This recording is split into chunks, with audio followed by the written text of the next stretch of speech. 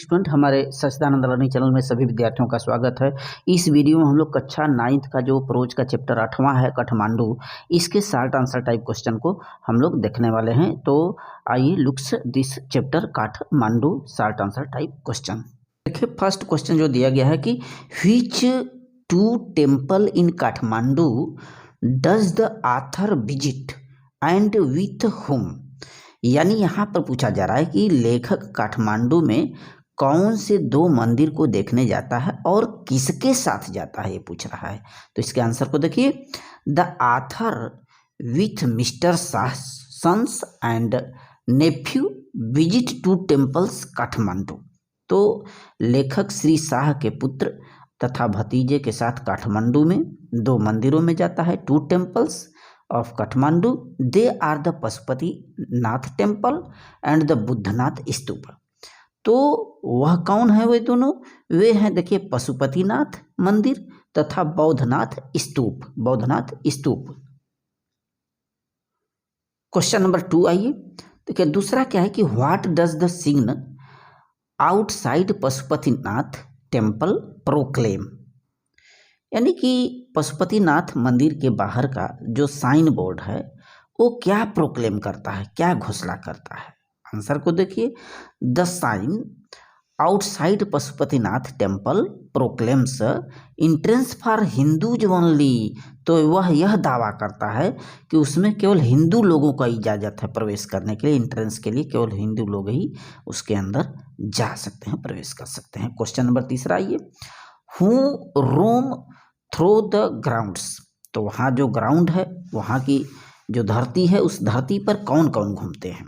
आइए इसका आंसर को देखिए, priest, hawkers, devotees, tourists, cows, monkeys, pigeons and dogs roam through the grounds. तो वहाँ के ग्राउंड में, वहाँ की धरती यानी कि जो मैदान में है, वहाँ पे पुजारी जो हाकर्स हैं, डिवोटीज हैं, चाहे फेरी वाले हों, प्राइस्ट हो, प्राइस्ट मीन्स पुजारी होता है, हाकर्स फेरी वाले, डिवोटीज जो भक्तगण हैं, टूरिस्ट पर्यटक, काउच मंकी कबूतर, डॉग, ये सब वहाँ विचरण कर सकते हैं। क्वेश्चन 4 आइए, what do saffron clad westerners struggle for permission to enter. तो देखिए, ये पूछ रहा है कि जो सैफ्रॉन क्लेड यानी जोगिया वस्त्र जो धारी होते हैं, जोगिया वस्त्र पहनने वाले जो पश्चिमी देशों के लोग हैं, प्रवेश की अनुमति के लिए उन्हें क्या माने स्ट्रगल करना पड़ता है, संघर्ष करना पड़ता है। प्रवेश की जो परमिशन लेनी है उनके, खास करके वेस्टर्नर्स के लिए, जो पश्चिमी वाले लोग होते हैं, पश्चिमी देशों के लोग होते हैं। तो देखिए, saffron clads westerners struggle for permission to enter because they are not allowed to enter, only Hindu are allowed to enter the temple. तो बात वही है कि वहाँ पे उनको संघर्ष करना पड़ता है, क्योंकि हिंदू लोग होते हैं, उन्हीं की अनुमति है वहाँ के मंदिरों में। क्वेश्चन नंबर 5 आइए, 5वां देखिए, what does one of the two monkeys that fight do. तो ये प्रश्न है कि वहाँ पे जो दो लड़ाकू बंदर हैं, फाइट करने वाले मंकी हैं, उनमें से एक बंदर क्या करता है, ये पूछ रहा है। देखिए आंसर को देखिए, one of the two monkeys that fight jumps out a Shivlings. तो उनमें से जो एक बंदर है जो शिवलिंग पर जंप करता है, वहाँ पे जो शिवलिंग बनाया गया उस पर कूदता है, एंड देन रन्स स्क्रीमिंग माने चीखते हुए, स्क्रीमिंग माने चिल्लाते हुए दौड़ता है, around the temples and down to the river Bagmati. वहाँ की जो नदी बागमती है, जो मंदिर है, उसके आसपास, उसके अराउंड में चारों तरफ वो रनिंग करता है जो बंदर है। क्वेश्चन नंबर 6 देखिए, what is about small shrine half protected from the stone platform on the river bank side. तो ये पूछ रहा है कि एक छोटा मंदिर नदी पर पत्थर के चबूतरे से आधा उभरा हुआ है, वहाँ पे स्मॉल श्राइन हाफ प्रोटेक्टेड माने आधा उभरा हुआ है। तो यहाँ पे पूछा जा रहा है, तो उस पत्थर के चबूतरे से आधा जो प्रोटेक्टेड है, उभरा है, उसके विषय में कौन सी बातें बताई गई है, क्या सेगमेंट्स कहा गया है? इसका आंसर को देखिए, about this shrine it is said that when it emerges fully, तो इस मंदिर के विषय में कहा गया है जब ये पूरी तरह से फुल्ली यानी कि पूर्णतः इमर्जेस दिखाई देती है, तो द गॉडेस इनसाइड, गॉडेस माने जो देवी हैं, inside will escape and the evil period of the Kaliyug will end on earth, यानी कि जो वहाँ की देवी हैं, अंदर की जो देवी हैं वो मुक्त हो जाएंगी तथा धरती से कलयुग पाप काल का समाप्त हो जाएगा। जो कलयुग पाप काल चल रहा है उसका समापन हो जाएगा, इंड हो जाएगा, ये बात बताई गई है। क्वेश्चन नंबर 7 था ये, how is the Buddhanath stupa different from Pashunath temple. तो बौद्धनाथ जो स्तूप है पशुपतिनाथ मंदिर से किस प्रकार से डिफरेंट है, भिन्न है। आंसर को चेक करिए।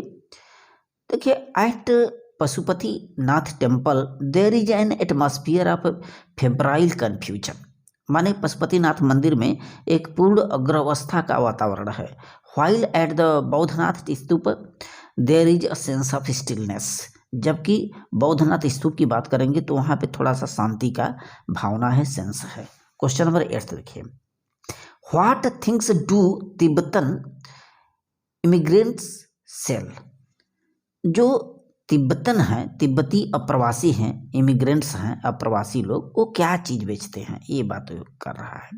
तो देखिए, तिब्बतन जो इमिग्रेंट्स हैं, Tibetan immigrants sell felt bags, Tibetan prints and silver jewellery, Tibetan prints and silver jewellery.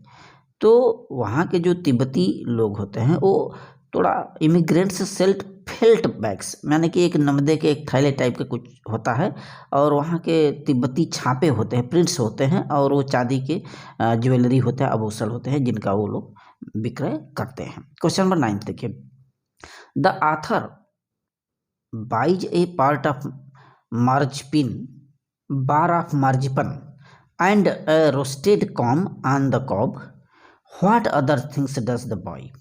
देखिए, आथर बाई जब बार ऑफ मार्जिपन, माने जो लेखक होता है मार्जिपन यानी कि एक बादाम से बनी हुई मिठाई की टिकिया की बात करता है, और roasted corn on the cob माने भुना हुआ भुट्टे खरीदता है, and what other things does the he buy, और चीज़ें कौन कौन सी चीज़ें होती हैं जिसे वो वहाँ पे खरीदता है। देखिए, यहाँ पे बताया गया कि beside bar of marzipan and roasted corn on the cob the author buys couple of love story comics and reader digest, यानी कि couple of love story comics यानी कि प्रेम कथा, प्रेम कहानी की जो बुक होती है, कॉमिक्स खास करके प्रेम कथा के कॉमिक्स, तथा एक रीडर्स डाइजेस्ट खरीदता है, ये बुक का नाम है। क्वेश्चन नंबर 10 था ये, the author feels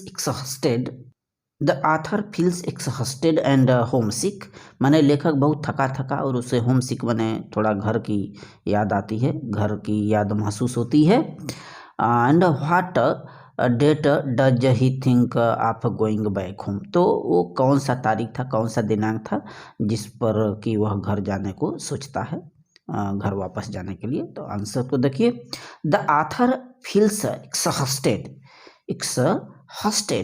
and sick, homesick, घर की याद आती, थोड़ा थका है। He thinks of going back on 31 August, तो 31 अगस्त को घर जाने को वो सोचता है।